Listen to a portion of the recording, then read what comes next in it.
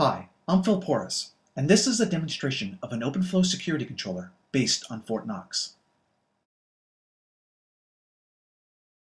In this demonstration, we're going to illustrate how to use FortNOX and the power of OpenFlow to shield a production network from an aggressive malicious external entity. Our goal isn't just to mitigate the threat in real time, but to show how we can auto-validate the threat is real and learn from the attack method used against us.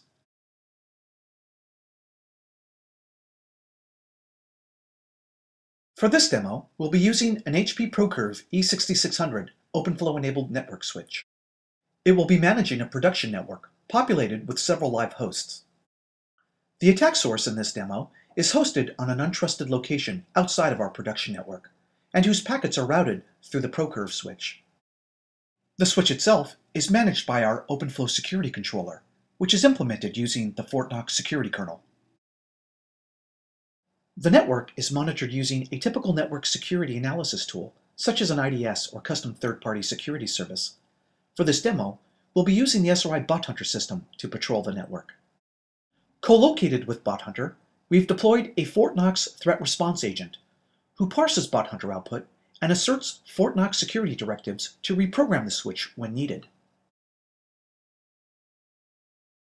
Finally, for the demonstration, we'll be using SRI's high-interaction honeynet facility to covertly trap and study ongoing attacks against our production network. Here is how that topology maps to our live demo display. The dark panel to the upper left of our desktop shows the attacker's console. The upper right quadrant shows our threat responder console in blue and our FortNOX controller console in white. To the bottom left, we'll be running TCP dump on our production network to visualize traffic from our attacker. While the bottom right panel, in red, shows the traffic flows into our SRI honeynet service. I'll initiate the demo by starting our OpenFlow security controller and allowing it to initialize the ProCurve switch.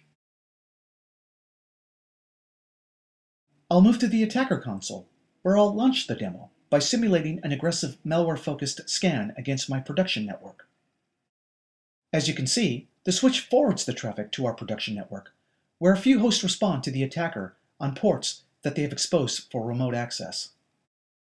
Unfortunately for the attacker, the network security engine is tuned to react to this kind of malware-focused vulnerability scan. It reacts by telling FortNOX to temporarily redirect flows from this potential attack source into the honeynet for further study. FortNOX translates the security directives into the necessary low-level OpenFlow rules and inserts them into the switch. The OpenFlow switch now effectively shields the production network from the attacker's scan, shunting these flows into the honeynet for further study. This shunting must be two-way, as the honeynet is not configured to mirror the production network's address space. Rather, all incoming flows from the attacker are translated to the honeynet's own address space. And all outgoing flows to the attacker are rewritten to appear as though they were produced from the production network. Looking at the results of the scan, the attacker thinks he has found many hosts within the production network to infiltrate. I brought up Metasploit to demonstrate one tool the attacker might use to execute such an infiltration. Let's select a host from our production network's address space, say the .13 host, and launch a classic buffer overflow attack against it.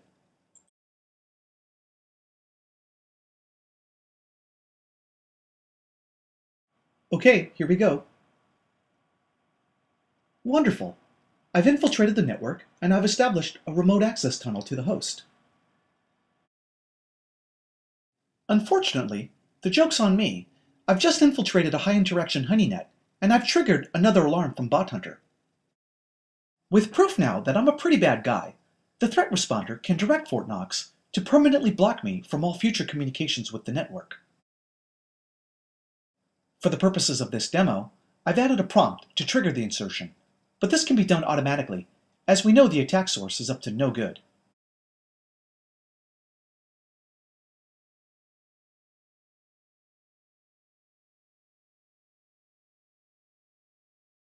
Now, when I attempt to use my remote access tunnel to the host, I find I've lost my connection.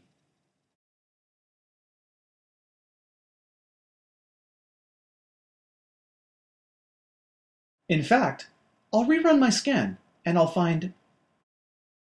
Wow, I can't even find the network anymore. Well, that's our demonstration of a network reflector net using FortNOX. Thanks a lot for your interest. For more information on FortNOX, please visit www.openflowsec.org.